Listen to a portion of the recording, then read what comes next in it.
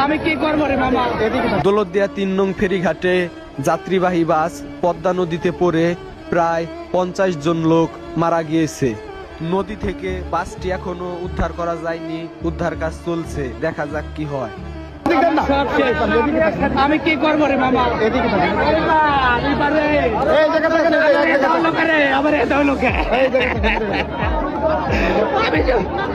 আমি তো সহ্য করে পারতেছি না রে বোন, আমার আমি কি করবো রে মামা? দৌলতদিয়া ৩ নং ফেরিঘাটে যাত্রীবাহী বাস পদ্মা নদীতে পড়ে প্রায় 50 জন লোক মারা গিয়েছে। নদী থেকে বাসটি এখনো উদ্ধার করা যায়নি, উদ্ধার কাজ চলছে, দেখা যাক কি হয়। সব শেষ।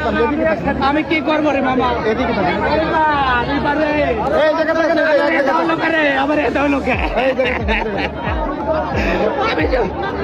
আমি তো সহ্য করে পারতেছি না রে বোন, আমার